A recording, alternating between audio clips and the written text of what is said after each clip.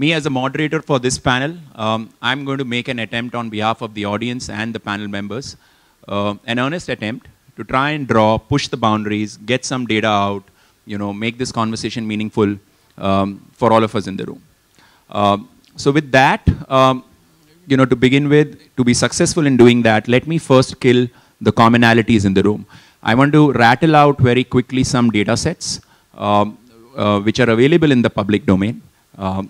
I want to state that up front so that I could, on the back of that, push our panel members to share something which is beyond our common knowledge.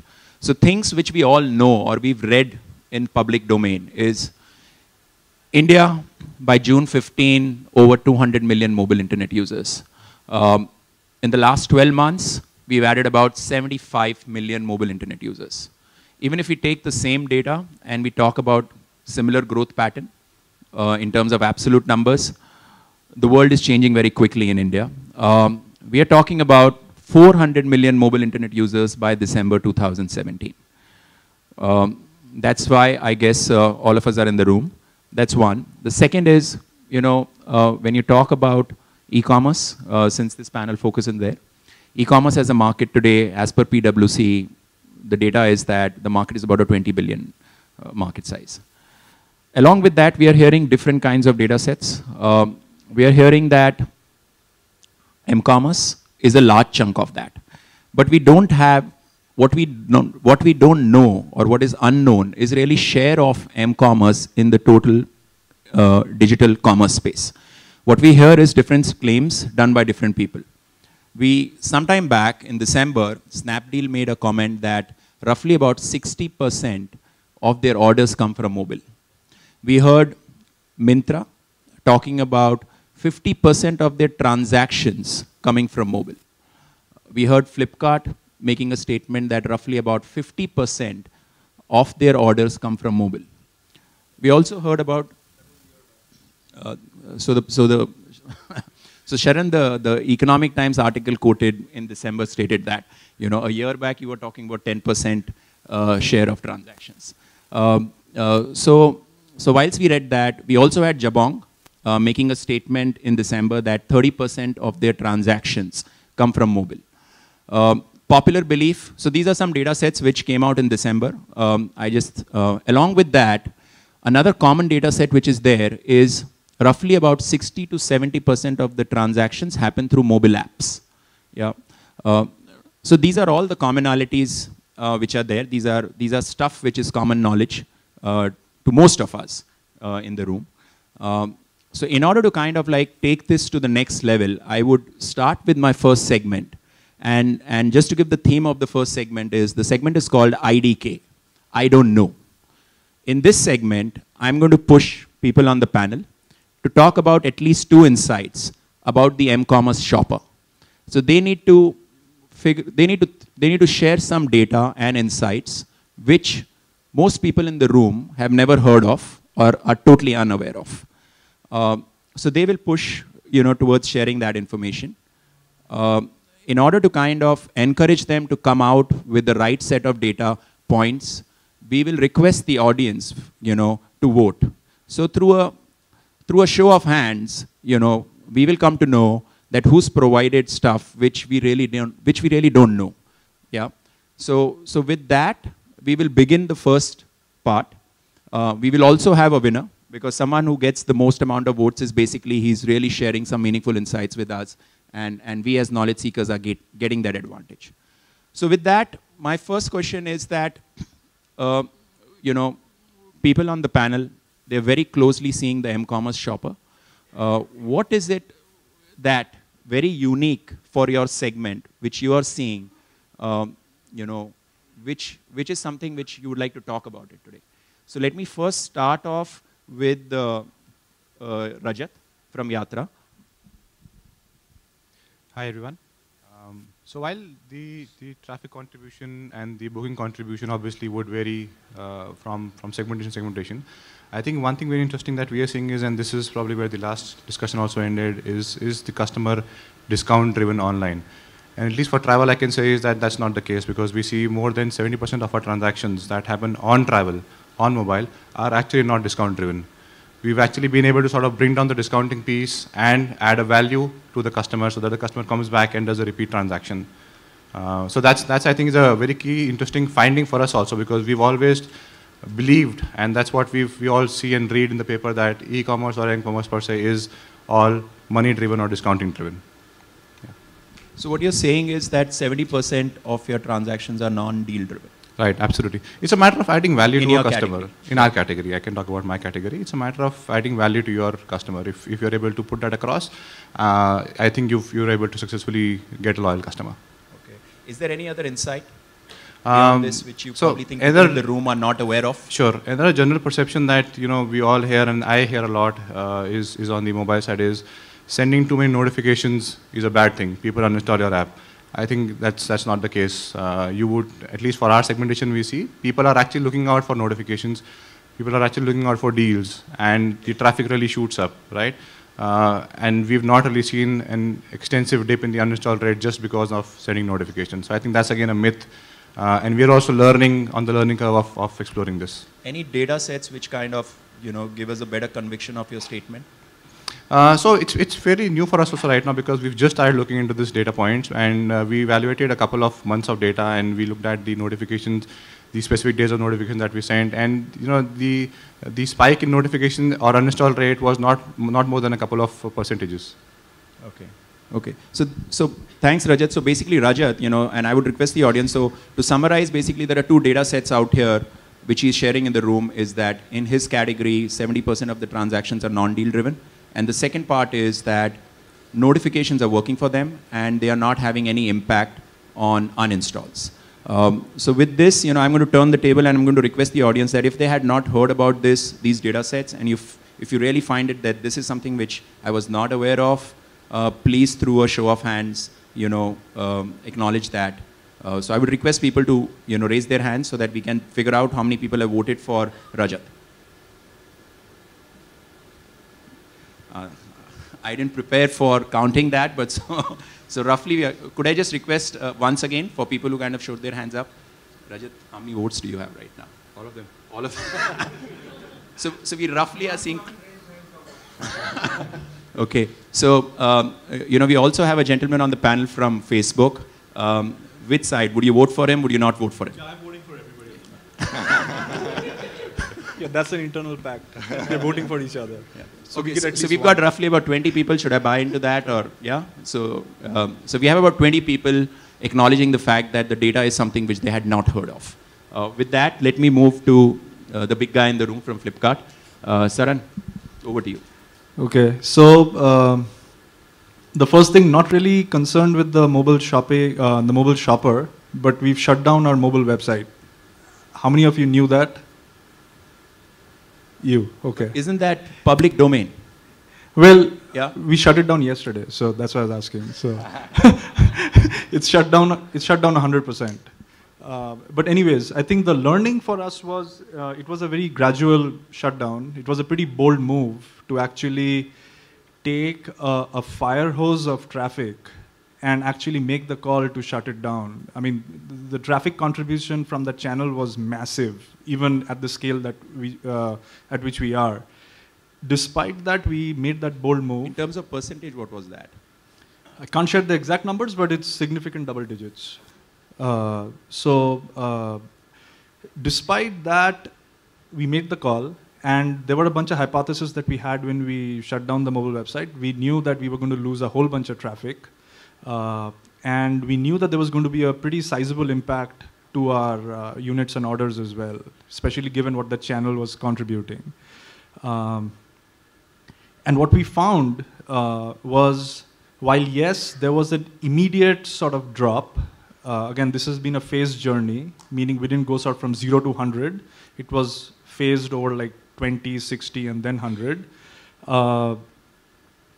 There was an immediate drop when we were at 20%. At 60%, what we found, and we let it run for like, I think about 2.5, 3 weeks, at about 20% shutdown. At about 60%, what we found was that the loss was actually negligible. Meaning, yes, there was still loss in traffic, but what we found was the traffic that we lost were people essentially that were just casual browsers, not really sort of shoppers, meaning not really people with a very strong intent to buy. So meaning we did lose some visits, but we didn't lose any orders whatsoever. And we continued that. And now the fact that we are at 100%, even at 100%, what we find is, well, it's fresh, like in a day's worth of data, but no significant loss as well. And what we're finding is, contrary to, again, our hypothesis that, Flipkart is not a Facebook, meaning it's not part of people's daily lives yet. So there was no strong reason, again, one of the hypotheses that no strong reason for people to really install that app, especially when somebody's just casually trying to check out what the catalog is. What we are finding is, actually, contrary to that hypothesis, a whole bunch of people are actually installing that app, especially given that we've sort of tried to clarify the value proposition and actually made the value proposition be very visible through the experience compared relative to the mobile website. So bottom line, bold move to shut down the website, did lose some traffic, no major loss in customers or orders. So for people that are on that cusp wanting to make that move, would strongly encourage to test, because you will be surprised. That's interesting. Anything more, Sharan? This was just one point. Okay, so well, there's a lot, so I have to two. be careful of what I share, and since you're going to push me for data, so I have to be careful of how much data I can share, especially given I see some folks from Flipkart here in the room. So let's see. The second one was again, when we first made that foray into apps, right? We knew that the engagement of users on the app, given what we had seen from some of the other comparable players, was actually higher. Again, I'm assuming people in the room know that, right? How many know that engagement level on the app is higher than on the mobile web? Most people know that, sure. Okay. So how many people know what is the degree of that difference between mobile web and the app? People are not going to give you feedback. You have to anticipate. Okay, and I'm just trying to sort of lead them into the right sort of data point. But again, we jumped into this, and what we found was that the engagement level, as measured by the number of times a user would visit us, right? There are different ways to measure engagement, but I'm defining engagement for this discussion as the number of times a user would visit us. And that engagement level we felt would be like sort of 2x, 3x, 4x, right? I mean, in that ballpark. What we are finding now is that, especially over the course of the last month, after we shut down the mobile web, and as notifications have scaled up, and as a bunch of experiences have improved, what we're finding is that engagement level, as measured by the number of times a visitor comes to us, is actually closer now to 8x. Trending towards sort of 10x of what that same visitor would do on the mobile website, and closer to actually similar ratios compared to the desktop as well, like to like, right? So again, fairly encouraging given the move that we made to really focus and concentrate on the app. Okay, Sharan, I'm going to push you for more because. Clearly, why don't you touch upon some SKUs, some geographic data in the country? You're selling different kinds of SKUs. You're selling different product categories. Yeah. You would see why are people buying televisions, or why are people buying some other SKU, or from which geo? Yeah. Yeah. So let me just, instead of focusing on a specific category, I think that's an interesting data point as well. In terms of the percentage of traffic from different geographies, what we find is, on our mobile, and this again is a combination of mobile web and mobile's app, before we shut down the mobile web, the percentage contribution of traffic from states in the northeast, North, Jammu and Kashmir, is incredibly high. And primarily because the access to laptop is, almost negligible in some of these states. And those and users in those states are the primary sort of, obviously the channel of access is mobile internet. And not just that, I mean, the fact that these guys were shopping and not just shopping like low ASP categories, but actually equally comfortable making purchases which are higher ASP. So some of the, like, when we did a quick geo split of where some of the orders on some of the higher ASP categories, at this point, mostly mobile phones, and because certain categories like recently launched categories like television and such, not really accessible to some of these states yet. But what we find is that these guys, like percentage contribution of traffic, very high, northeast, north. Percentage contribution of high ASP, very high as well, which is an interesting tidbit. And why? Whatever. Now, as I said, right, I mean, one is no access to a PC or a laptop, right? So larger screen, no access. Phone is the primary method of access. And there is aspiration. I mean, they don't have access offline as well. That's what he found out, like, no access offline to some of that vast selection as well. So they are aspiring to buy no these. access to desktop, no access to offline availability I mean, of not, the product. I won't say no access, but very or limited access. Yeah. Price? What do you talk like? Before price, I think it's a selection. It's a selection. Okay. Yeah. So very limited access to the selection that we offer. Okay. And given the scale at which we are in terms of our serviceability, the fact that we are able to service those locations with a vast range of selection is appealing to that geo. Okay. Okay. So with that, could we, so Sharan is, on the edge of the seat, trying to see how many votes he can gather out here. So can I again request the audience to acknowledge or if, back on the data which he's shared. Again, a request for voting. Guys, just show up your hands if you really feel like showing up. Don't hold back. Come on, guys from Flipkart, come on. Like both your hands up. Like. Okay. Yeah. So you've got close to about, Rajat, what is your view? He got about 20 or more than 20? I have more. So I think he got a little more than that. So with that, so thanks a lot again. With that, we'll move the conversation to Sachin, with Sachin representing a different category, which is deals. Sachin, over to you. We're all eagerly waiting to hear the data sets. Can you guys hear me? Yeah, okay, great. So let's step back. We noticed a very interesting trend somewhere around the end of 2013. We noticed this sudden surge in mobile traffic on the site, and we were very interested to see what was bringing this traffic onto the site. We deep dived, and we realized this was purely organic, direct traffic coming on to the mobile website of Groupon India, and we were quite surprised because there was no intent, there was no campaign, there was nothing which was done by us to get this additional traffic, and was just coming in purely organically. So we looked at the traffic trend, and we realized one very interesting thing. For the guys who use Groupon here, you will notice that we send out a lot of emails every day to you, informing you about the deals that are there in your city and so on and so forth. So there was one traffic surge that naturally happened when we sent out the emails on a daily basis, and a lot of that traffic had moved to mobile. And the second surge in traffic from mobile used to happen in the evenings, which was between the 6 to 8 p.m. time period on a weekday, and between the 10 to sort of 12 noon, 10 a.m. to 12 noon time period on a weekend. And this data gave us some tremendous insight. What we realized was two things.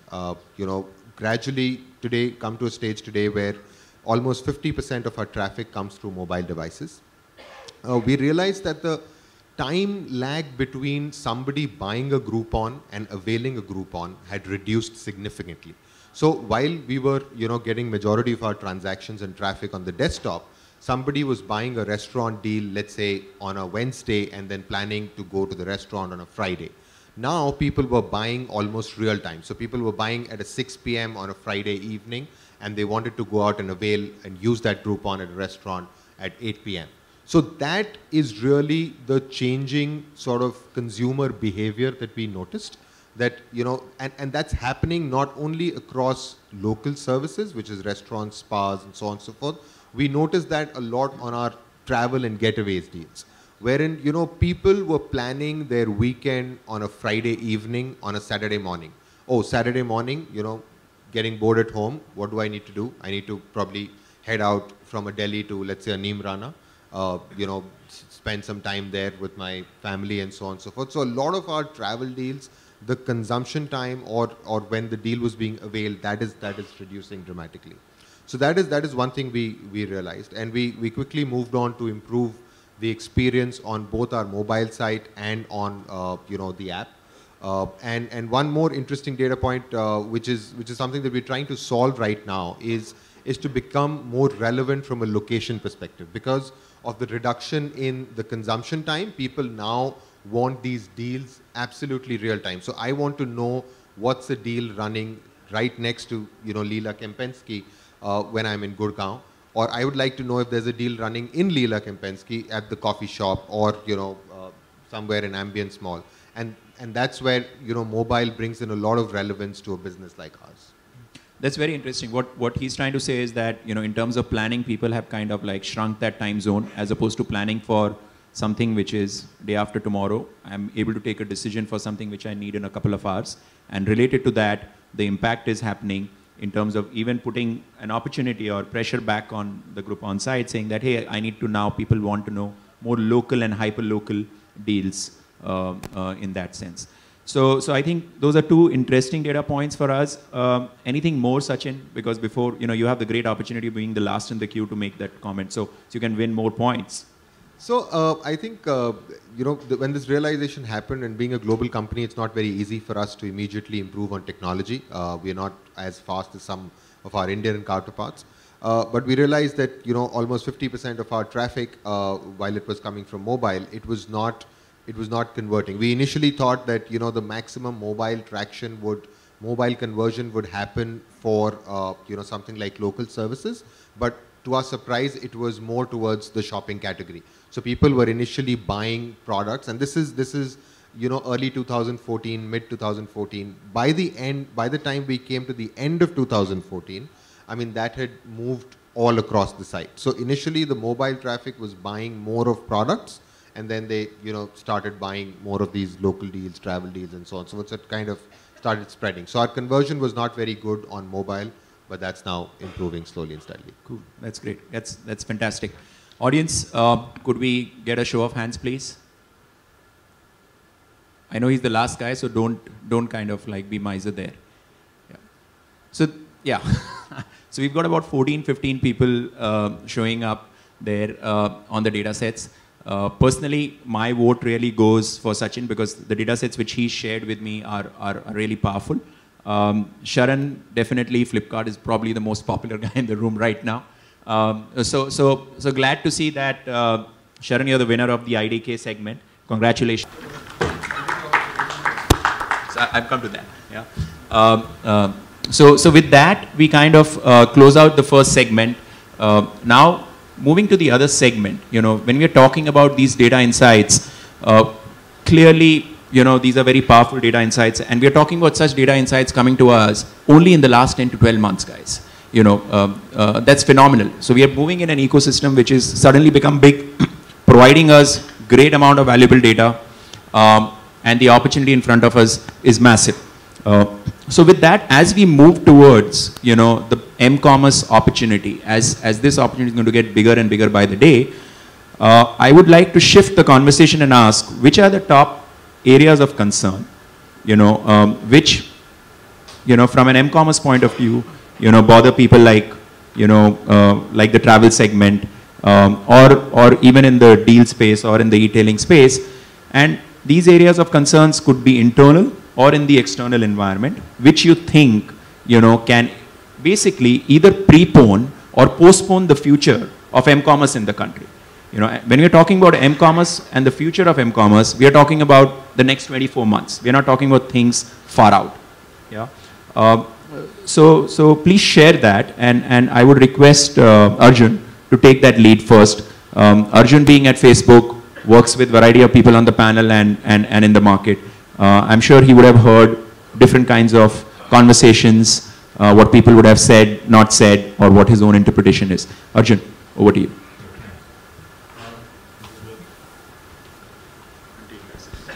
Yeah, no, correct. Thanks.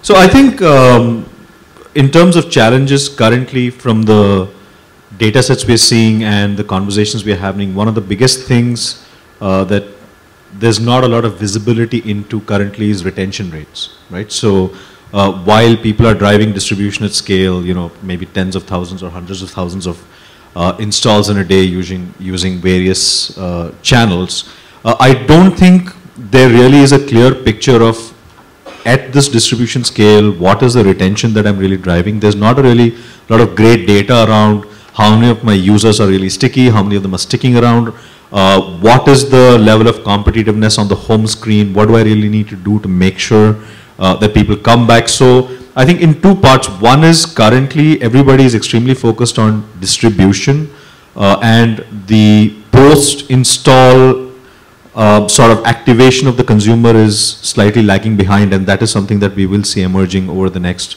not even 12 months, maybe over the next 3 to 6 months in terms of becoming, in terms of being really important, saying, okay, I've got the app on the guy's phone now, what am I going to do, right?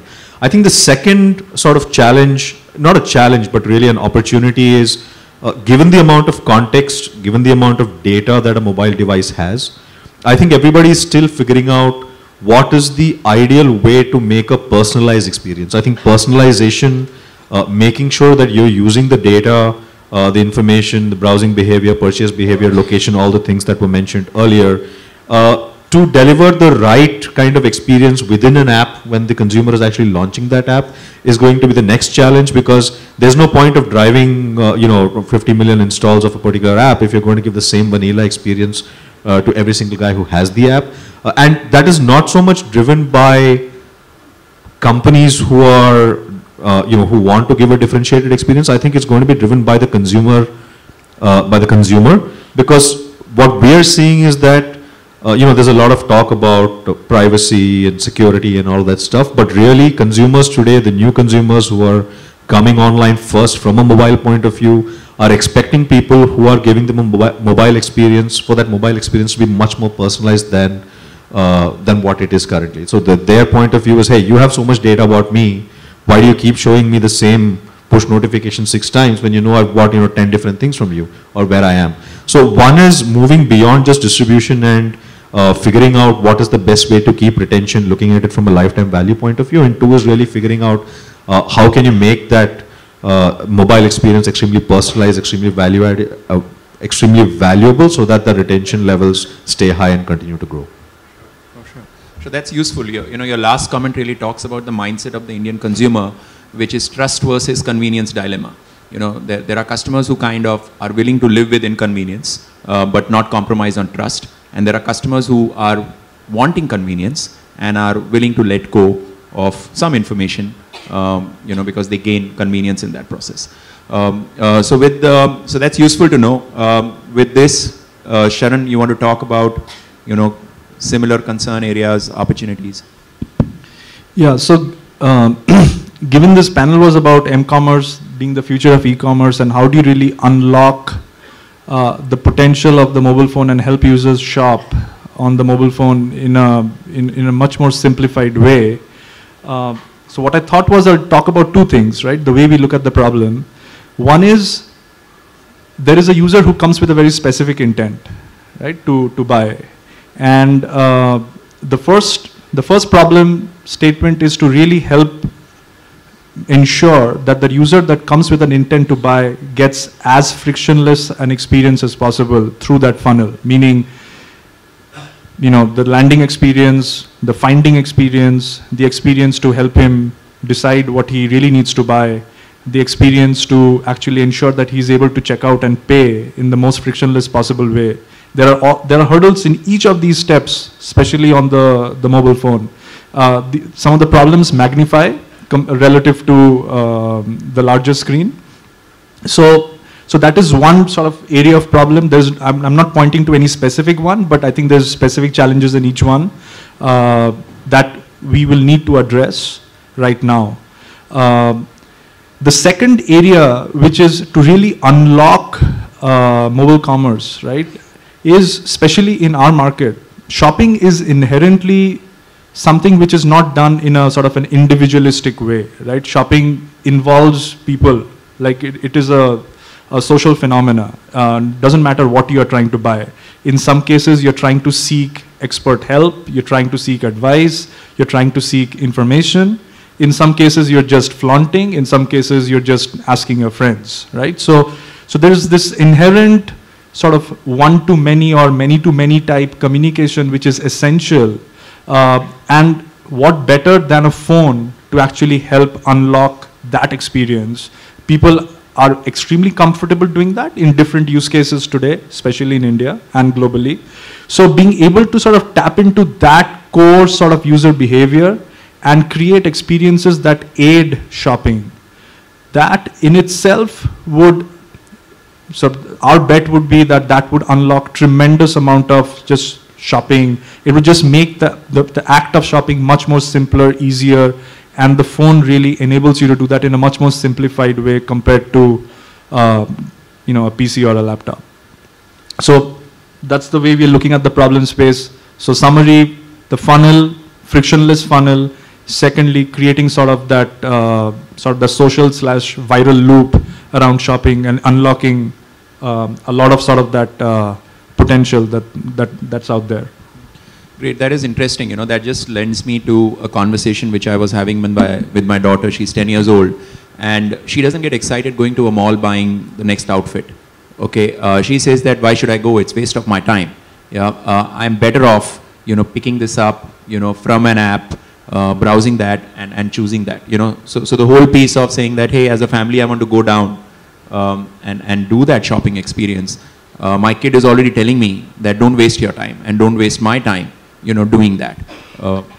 Yeah, and that's a great point. Actually, I forgot to mention the segments, right? So today what we find is the people in India, where most of the purchase and the purchase is happening is mostly sort of in that sort of male professional, right? Because again, if you look at pan-India, there's a lot of purchase decision trapped within sort of that community on a relative basis. The two segments which are extremely important, one obviously the woman demographic, lot of action there, but a horizontal player like us really creating sort of experiences to unlock woman demographic, that's one. That demographic is going to increasingly start making purchase decisions, not just in metros, but beyond. Secondly, millennials, right? Sort of the up and coming segment where that size of population in India is by far the largest. And that is the segment that is waiting to be just unleashed. Hence, if we are able to sort of do something interesting with that specific segment, again, I talked about sort of that sort of the viral / social loop, right? But those are the two segments, I think, again, waiting to be unlocked, which in turn would unlock the m-commerce potential on the phone. Yeah. Fantastic. Rajat? So I think I'm going to talk about two things. The first would be common for all of us in the m-commerce business. As more and more apps are downloaded, the cost of acquisition of a quality customer, seems to be going up. So the first fundamental problem is the retention. How do I ensure that the person who's downloaded my app or I've spent money on acquiring that customer stays with me? That's where the engagement piece comes in. The second is more specific to our domain, which is we are primarily a transactional product, a booking product.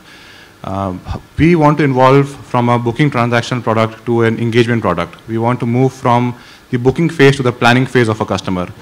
That's what we're looking at in terms of trying to improve the engagement and look at it as a medium to sort of increase the retention of the app also. Just give us a little more color on that. When you say booking to planning. Sure. So right now what happens is people sort of decide I want to go to Goa, and then they would probably go onto some websites, maybe look at that, and then look at a couple of apps, find a good deal, and then come on and book on the mobile app. We want to be in a place where the customer comes to our app and say, hey, I want to go to Goa, or I have an X amount of budget, where can I go? Can I pass on that data, or can I pass on that data points to the customer saying, this is your budget, these are the places that you can go to, these are the things that you can see in all those places, and information about those locations, so that I engage the customer from the first step, which is the planning phase, and then I slowly transition him from the planning phase to the booking phase. So that's the biggest challenge which you as a company want to overcome, or right. You want to solve. And right. You see, like in the travel space, I find people as consumers, they end up going to multiple sites, they research data, they read about, they go to TripAdvisor, they go everywhere else, and then they end up buying a deal from a particular place. Sure, absolutely. That's exactly the same thing that I said. That's the pain area that we're looking at, because what that does is we add more value for the customer, and for us that helps us build a product that is more engaging with the customer, and then it also would help us increase the retention value and bring down the uninstalls and all those things. Got it. Sachin, your views, please. So in our space, I think one of the things was mentioned by Sharan, which was towards the end of the funnel, make the payment space as simplistic, as easy, especially in a higher frequency, business model like Groupon, where you're buying deals more regularly. So you could buy a restaurant deal today, you could buy a salon deal tomorrow, and so on and so forth. So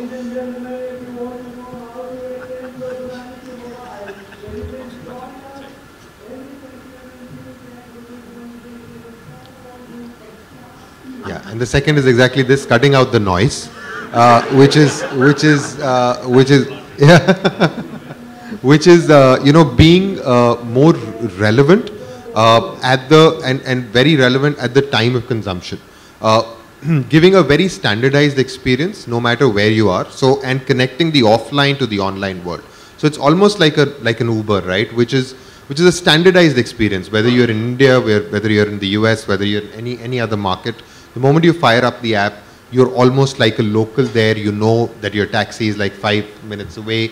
Similarly, it's with Groupon. No matter if you're in New Delhi or if you're in San Francisco, the moment you fire up the Groupon app, you can actually be like a local. You know where all the places, the right places are, where the good deals are running, and so on and so forth. So that is something. Those are two things from our perspective. One is ease in making payments, and second is relevance and standardization of experience. Great. I am curious to know just one part. Thanks for sharing this part. We spoke about the market opportunity moving from 200 to 400 million, and plenty of consumers in the country, who are going to pick up apps. What do you talk about the regional languages? How are you going to say that you're going to get massive adoption from customers?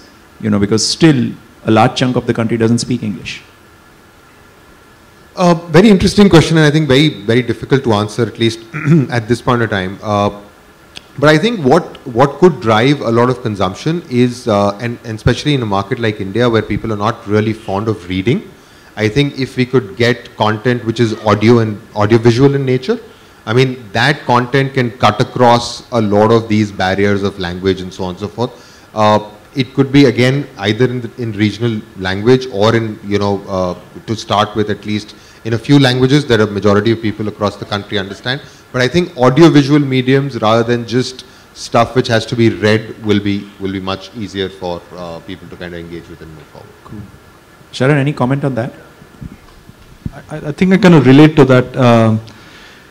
The way we looked at this problem was that so today we reach about anywhere between 20 and 30 million shoppers that come and shop with us, right? So when you're sort of looking at the first 50 million shoppers, I think you're good. I don't think the prioritization really is on localization. But yes, you're right. When you're looking at 150, 200, sort of all these people coming on board looking to shop, I think that problem will magnify. It's not as big today, but that problem will magnify.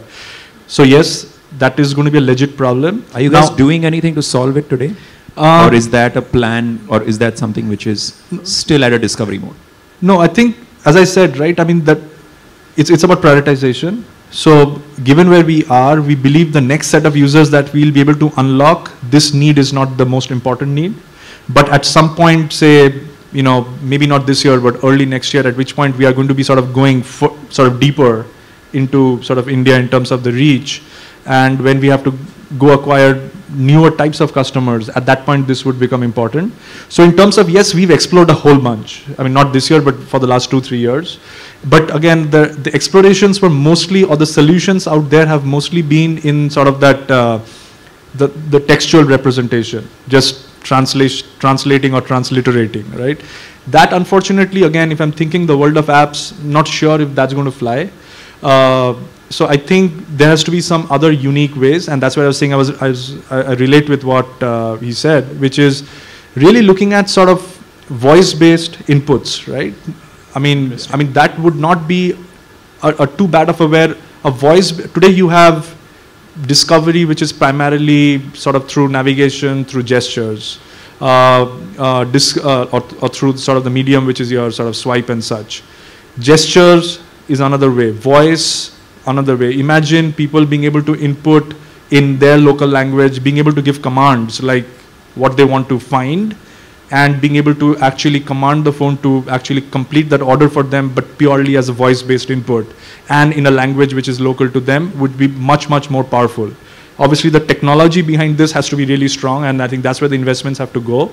I think we would be much more interested in a solution like that, as opposed to just putting out sort of a localized app in a local language, and that may be an interim type solution, but I think we would be much more excited trying to solve this problem much more uniquely. Cool. Cool. So that is really useful. I really see that as one of the biggest areas which can provide phenomenal amount of growth and further momentum into the market.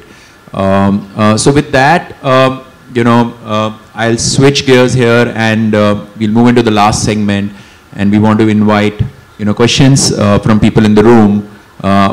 So maybe get people to raise their hands, and if they want to ask and they want to take advantage from people on this panel. So any questions, guys, for the panel members? We have this lady in the front.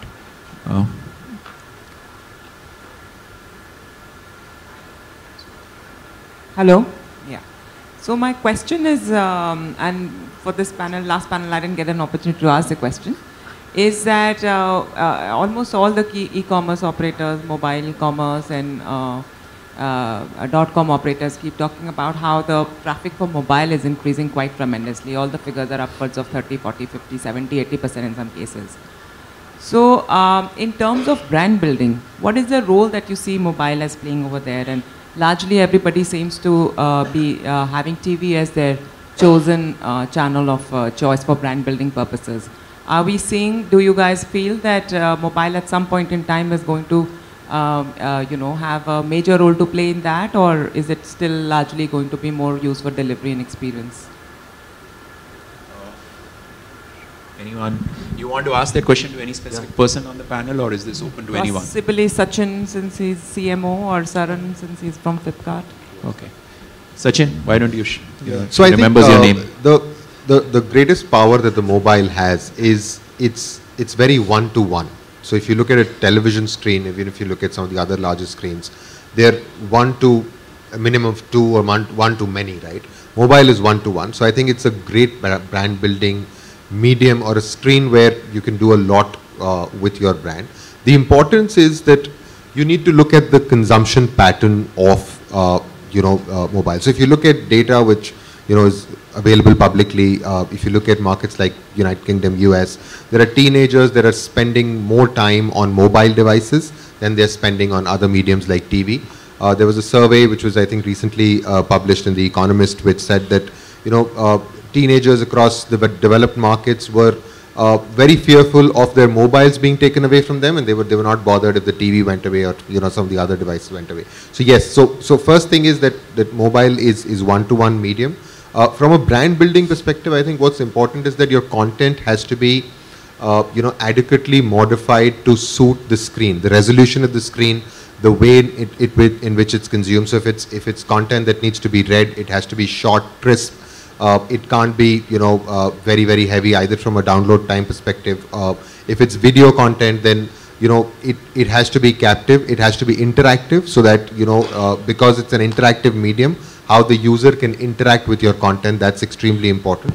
So yes, brand building medium, very important, but the content cannot be the same content that you use on TV or on the other mediums. It has to be specifically built for mobile. Okay. We have this gentleman who had raised his hand. Can we pass the mic to him, please? Just was wondering, when you were talking about getting to hinterland, next tier 2. You were talking about getting into the next set of cities in India. You want to quickly introduce yourself, please? Yeah, I'm Mukund and I'm working for IBM. Okay. I was just wondering how are payments, right? I mean, the way e-commerce companies receive their money.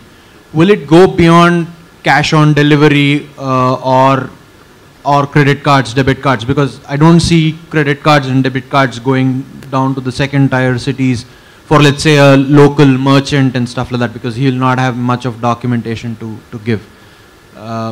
Is there some other payment mechanism that you guys are foreseeing that will happen? Maybe the mobile companies taking in their cut to, so that the company, so the seller actually pays the mobile guys and stuff. The payment system is what I'm asking. Sharon, you want to take that?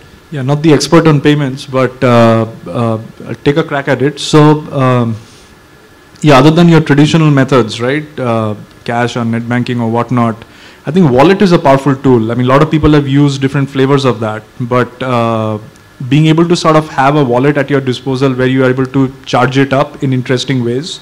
Today, the mechanisms of charging related to either connected to your bank account through which you can transfer funds, or you're able to sort of add up, but being able to create a sort of an easy experience around topping up the wallet, and that wallet being widely distributable, meaning being used across a whole bunch of different channels, right? Not just on Flipkart shopping, but that wallet being sort of a multi-purpose wallet that is used across a whole bunch of other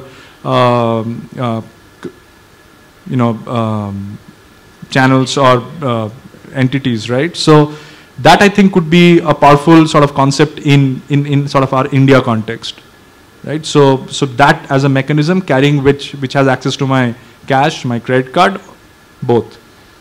Just to add to Sharan's point, I want to make a statement here that India is a market where alternate payments is something which works. It's worked already in the category of digital goods and services, where people who don't have credit cards or a net banking, they're buying digital goods leveraging the prepaid top-ups, so the operator wallets. Yeah, that's worked for that category, continues to work in the digital goods segment. I'm very sure that very soon you'll find scalable opportunities which serve this problem of an alternate payment channel, for other products and services. I definitely see that happening in a market like India. We've seen similar pattern in a market like China. If you have to take some learning from that market, we've seen there are multiple ways in which people end up paying, because you're not going to find in a country like India credit card penetration jumping from 8-9% going up to 20-30% in the near term. But you're going to find solutions coming in that space very quickly. With this, we have room for one last question.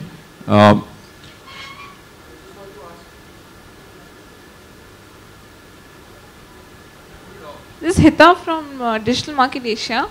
When you're talking about the challenges in m-commerce, why aren't we talking about the basic infrastructure that is about the smartphone penetration, mobile internet? Don't you think that would be the major challenge of getting people from the desktop or their laptops to the mobile medium? So in my view, already the OEMs are working towards that. Yeah. So we don't only need to worry about what the operator has to do or the OEM guys have to do. If we had people from those companies on the panel, we would have probably asked them that question. Yeah. So I think that was, we can with this just, have room for one last question, because this guy wanted to speak. What kind of ancillary services you can foresee in next 12 to 18 months which can fuel m-commerce business for giants like Flipkart or in various other sectors? So what kind of business you see will be coming up which can actually help these companies to, meet their objectives in m-commerce which they have? So what kind of ancillary services in m-commerce will pop up in next 12 to 18 months? It's a very broad thing. Can you just bring some laser focus to your question? No, when you say ancillary services, are you referring to what would we be selling? Which is related to analytics, something in terms of vendor management, or what kind of services you feel will be should be useful for companies where startups can actually focus on? Because definitely m-commerce is something, yeah. So, we went through this pretty massive strategy refresh, and one of the key call-outs of that was, we realized that it's very hard to scale if you try to do everything yourself. So Flipkart had traditionally done everything itself, right? Its own, starting from cataloging to, our own sort of inventory own model, going into our own warehousing and logistics and all such, right? So, yes, so this going forward, I think the focus is actually to enable the ecosystem to help them help you, right? So, and I'm pretty much thinking the entire value chain, starting with where we pretty much outsourced our entire cataloging now. We're in a pretty deeply integrated way, where we don't run cataloging operations as extensively, or we're not growing it as extensively as it was, or the trajectory it was in-house, right? Now we are partnering with people, helping them get better at it to help us service, right? So that's one type of an example. Logistics, we had always offered it as a service, but now we are working with partners around that, around logistics as well, to ensure that we are integrated very deeply. And the biggest question that people have is to answer very specific to m-commerce. So in m-commerce, right? For instance, look at this, right? Where is my order? But or where is the delivery guy? That right? Infrastructure to fuel your e-commerce in the last 4-5 years. So specifically, m-commerce is something which everybody is talking. That's the biggest buzzword. Yeah. Startups, in order to even put a foot down to compare ourselves with any of the big giants, there is a huge competition in terms of the capex, opex, which you have to put in to build up a company. So what are the right things which can actually make a right path to penetrate within this space, according to you? It's to develop the ecosystem overall. I think we can take it offline, maybe after. So my recommendation is, let's take that offline. You can connect with Saran. So with this, thank you very much, for bearing with us. Clearly, my parting remarks are that m-commerce is ubiquitous. It's clearly, come as a formidable platform between the consumer and product brands. The opportunity in front of us is huge. It is exciting times, a lot of room for innovation in the space, whether it is product innovation or whether it is discovering what consumers really like. So I think over the next 2 years, we're going to see like an explosive opportunity.